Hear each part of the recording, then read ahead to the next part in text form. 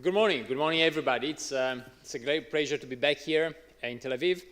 What I wanted to do with you today, this morning, is actually share with you some of the projects and the work we're doing in mobility at Sensible City Lab at MIT. And what we're doing really is focus on this at the scale of the city. We're focusing on what some people today call smart cities. We like to prefer to call it sensible cities. We think that puts more the emphasis on people than on technology, and looking at how all these changes about digital and physical in our urban spaces are actually affecting many dimensions of urban living, including the way we move. I wanted to start with this picture. This picture is a picture that people were fascinated with in the 1990s. It's a picture that shows a world that, because of digital, is becoming increasingly virtual. So much so that in the 90s, people thought that actually physical space would almost disappear, would vanish. The cities might, die. Gilder, 1995, wrote, "We are headed for the death of cities." At that time, many people thought that actually the internet would bring instant communications everywhere, so that would lead to what some people called the death of distance. That's the title of a famous book of those years. And then because of the death of distance, then physical space would be less and less important. Well, what does this tell you? The first thing is, never do predictions about the future. No prediction could have been more wrong than this one. We know the cities have been thriving. This is actually an image from China. China this century probably will build more urban fabric than all of humanity ever built. We also know that since 2008, now half of the world's population lives in cities, and this number may actually swell to 5 billion by 2030. So what has happened is that digital, that Gilder and other people thought would make physical space irrelevant, less and less important, hasn't done that. But it's actually doing something to our cities. It's creating a hybrid dimension in between digital and physical that is changing the way we can understand them and the way we can operate them and live in them. If you want, it's about network, it's about sensors overlaid over physical space, it's about the worlds of bits and atoms converging with us in the middle. That is quite interesting because it allows us to understand much better what happens in physical space, which is sensing, if you want, collecting information from our cities, and also to respond to that information, to change our cities, so to actuate the system. Sensing and actuating is the principle of real-time control systems, in control theory, and today, for the first time, we can actually apply a lot of this to our cities because of this distributed electronics.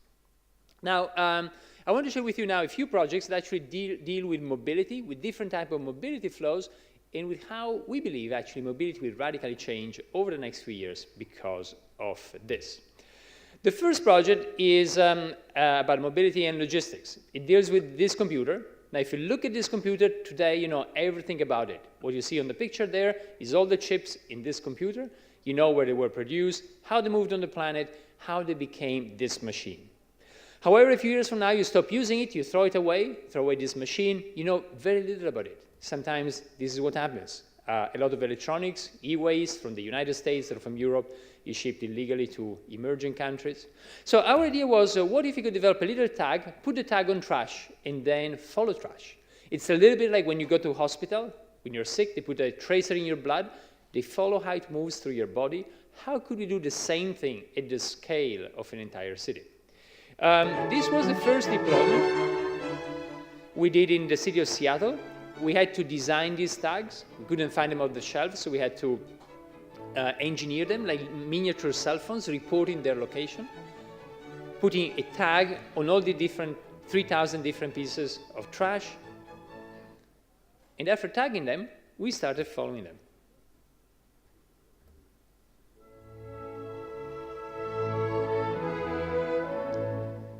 So here you can see the day of deployment in the city of Seattle. After a few days, you see some of the main landfills next to Seattle. But then actually a big surprise, how far things started to travel. Sometimes in crazy, unpredictable ways. Look at the trace that went all the way to Chicago and then down to Baja California. And still moving after 1 month or 2 months.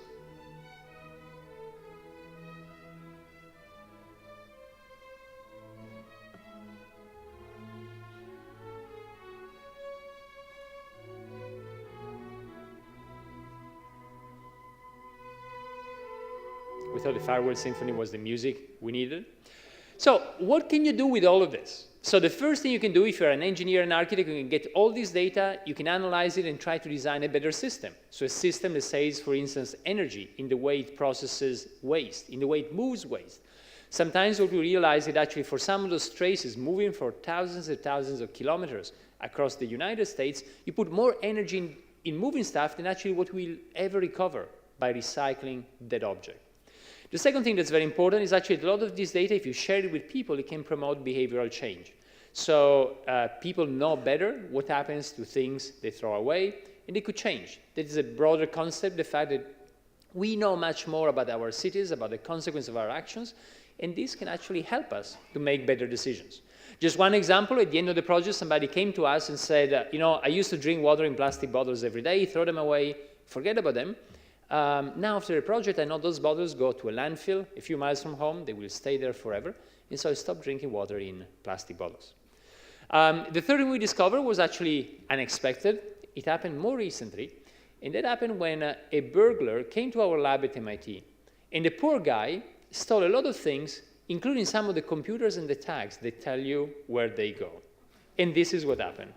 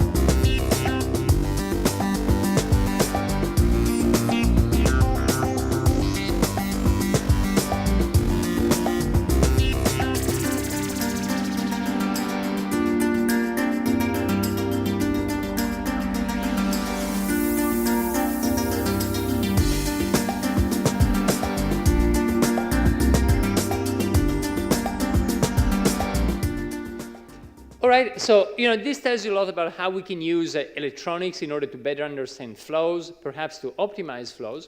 An interesting thing is that a lot of these electronics actually now is in our pockets. We all carry a cell phone, a smartphone, and actually that is like a sensor attached to all of us.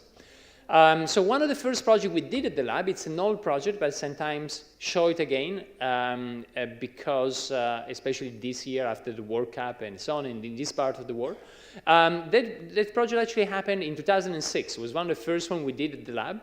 And for the first time, we used data from millions and millions of cell phones, anonymized and aggregated, in order to understand how a city moves. In that case, we were quite lucky. It was the summer of 2006. We were monitoring the city of Rome and making the data public, showing it to the people. And what happened is that actually Italy won the soccer World Cup. Some of you might recall it was Italy and France playing against each other. Italy won at the end in the final with it was a famous headbutt by Zidane before the end. And look at what happened that day in the city of Rome by looking at the activity on the cell phone network.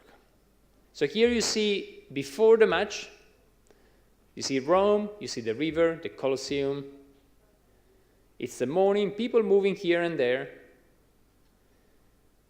Then, in a moment, the match begins, silence, nobody talks anymore. And then France scores, Italy scores, halftime, people make a quick call and go to the bathroom. Second half, end of normal time, then the first overtime, the second, Zidane, the famous headbutt, and then finally, Italy wins. And that night, everybody went to celebrate here in the city center. The following day, the winning team went back to Rome and actually met with all of the public, so there was a big concentration of people here. And by the end of the day, actually, you see everybody went here to have a big party outside, and so you will see a big peak at that place. It's called Circo Massimo, where since Roman times, people go and celebrate, and you see a big peak at the end of the afternoon. So today, for the first time, we can actually understand the city like this, as we saw now, as we see here. In this case, it's not cell phone, it's data from GPS in Lisbon, GPS traces in taxis, but really let's see it like a living organism. We couldn't do it before, with all the flows and all what's happening in it. And of course, if we got this information, then we can analyze it, and we can try to learn something interesting about the city. What you see here is actually New York. Here you see JFK Airport, and you see the same data we saw before about taxis with all the pickups and drop-offs at the airport. If you zoom out, then you can see all of New York. You see Manhattan and all the neighboring parts with all the taxi trips. And then you can ask yourself, what if people were ready to share a trip?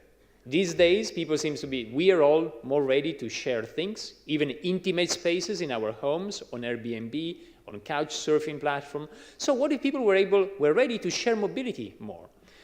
Very simple idea.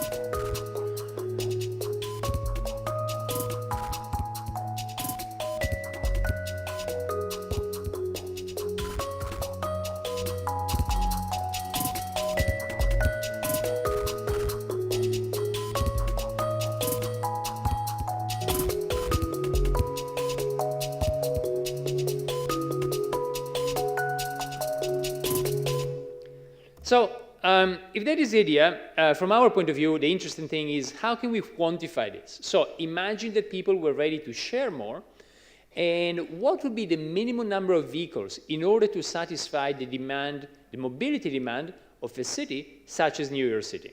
That's a paper that came out just a few weeks ago in PNAS, the Proceeding of National Academy of Science in the United States.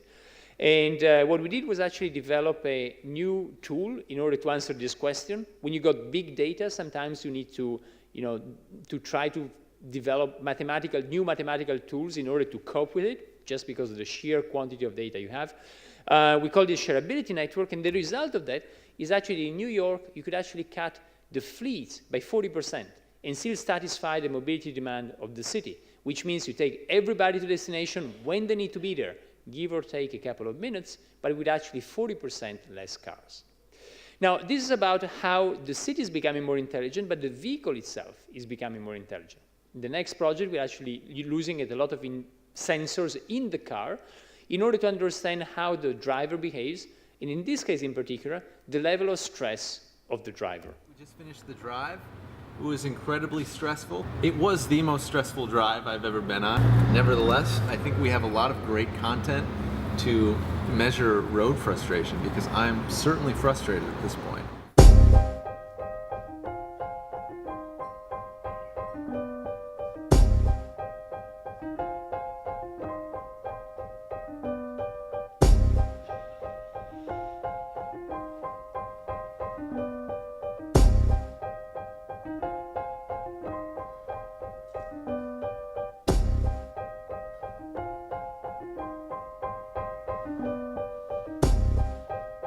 And we're off.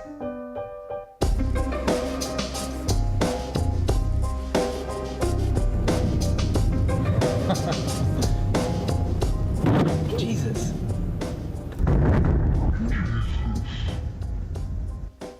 That wasn't planned. God.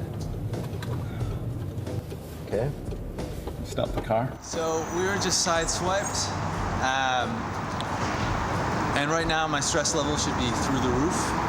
We got the information, we'll have to process the data and see where it's really at.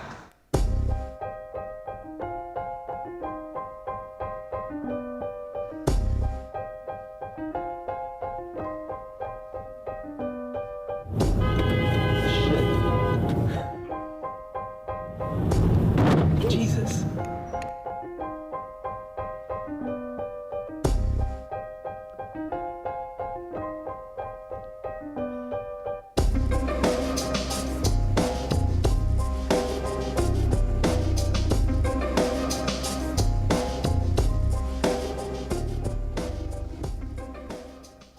So the city is becoming more intelligent, the car is becoming more intelligent, and at the intersection of those two trends, something quite extraordinary is happening, which is actually self-driving cars. When self-driving cars are a reality, they're on the road as we speak. Many companies, such as Google, Volkswagen, and so on, many universities, such as MIT, have self-driving cars, have developed the technology. So the technology is there. The exciting thing for us is not really the fact that you don't need to keep your hands on the steering wheel. But the exciting thing is that if you got a self-driving car, the car can give you a lift to work in the morning, and then can give a lift to somebody else in your family, or to anybody else in the city. So effectively, you're totally blurring the distinction between private transportation and public transportation. Now, if you combine what I was telling you before about sharing a ride, so how people can share a ride in your city, with what we are saying now, which is sharing the car. You use it, and then somebody else will use it. You don't necessarily need to share the ride.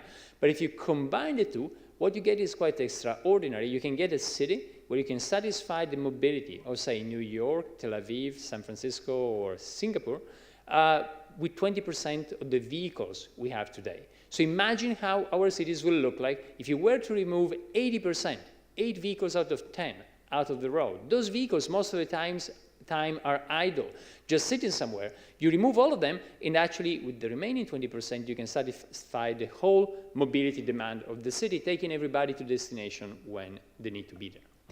Something else will happen when more self-driving vehicles will get onto our roads then. You know, this thing, the traffic light, actually appeared when vehicles appeared onto the road.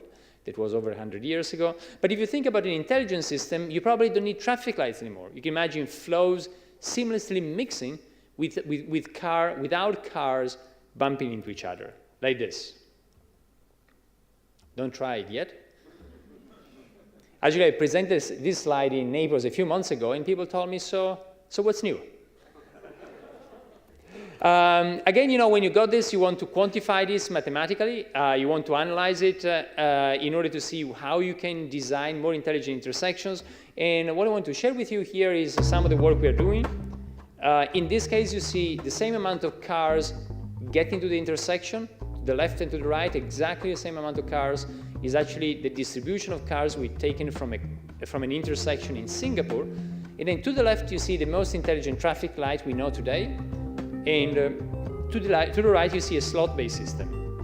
And look at the difference, just after a few seconds, how many cars are waiting to the left, and how flows actually happens to the right. So how all of this could really change the way we manage, not only we share mobility, but also we manage the infrastructure we have in our cities. If you want to think about not really fixing tomorrow's mobility problems by using more physical infrastructure, but using more digital one. In a certain sense, less with asphalt and more with silicon.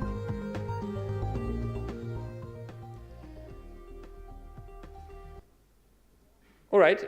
And the final project I want to share with you in the remaining few minutes is actually a project that started at MIT, started with the city of Copenhagen. The city came to us and was interested in looking at how we could use ubiquitous computing, this convergence of digital and physical, in the city itself, especially for mobility. And when you think about mobility in Copenhagen, mobility means a lot of bicycles. Copenhagen is a city where 30 to 50% of all trips every day actually happen by bicycles. So what we did was develop a system. We called it the Copenhagen wheel. What you see here is just a simple thing that you put on the back wheel of your bicycle. When you brake, it gets your energy, and then it gives it back to you when you need it. So what you're doing, you're turning a hillless city into a flat one. When you go downhill, you get energy, and then you get it back when you go uphill. And then the other thing you do is also, it can give you a kick if you want to plug it in and get additional power. So it's almost like making the city shrink a little bit. So you extend the range of where you can go with your bicycle. The other thing, then, when you got this power, then you can use the bicycle as something that monitors your exercise level, your fitness, that actually helps you to connect online with other cyclists, monitors their quality, and all of that becomes like a digital platform for cyclists. So there was initial idea, that was the initial prototype with the mayor of Copenhagen presented there. She wanted to have it when President Obama and other presidents went to Copenhagen for the big UN summit. That actually then developed into a startup that's been run by Asaf Biderman, who's from Israel originally, who's the associate director of the lab, and now he's also the CEO of the company. It's called Super Pedestrian.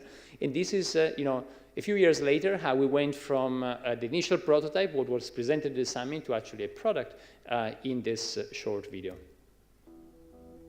This is the Copenhagen Wheel. It turns your ordinary bicycle into a smart electric hybrid by simply replacing your back wheel. Connect it to your smartphone, download the app, and you're ready to go. Bicycles are a great way to move around, yet sometimes distances are too long, hills can get in the way, and hard journeys to work may leave you covered in sweat. The Copenhagen Wheel is here to change all of that. The technology was developed over several years at MIT, together with the city of Copenhagen, one of the world's most innovative places for cycling. Its original inventors licensed the technology and founded Super Pedestrian, the startup where we are now working around the clock to bring the wheel to you. Like the best riding companion, the Copenhagen Wheel learns how you pedal and integrates seamlessly with your motion. It captures your energy when you brake or go downhill, and gives you a push when you need it, with 3 to 10 times your regular foot power. It's easy. Ride it just like a normal bike. As you pedal, the motor automatically kicks in, with no additional throttles or buttons. All technology for the Copenhagen Wheel is contained within the red casing, including motor, removable batteries, wireless connectivity, smart locking, multiple sensors, and an embedded control system. Use your smartphone to customize your ride, monitor your physical activity, gather information from your environment to share with your friends and fellow cyclists. And if you're a software developer, you can even create your own biking apps. So whether you carry yourself, your kids, or your gear, hills seem flat, distances shrink, and you can cycle just about anywhere. So transform your bike and transform the city. The Copenhagen Wheel. So what I wanted to share with you was really how the convergence of digital and physical can really help and open up new dimensions for mobility, both because of data that can help us to better understand what goes on in the city, to respond to that in real time, but also to think about augmenting existing modes of transportation, developing new modes of transportation, thanks to ubiquitous computing. Thank you.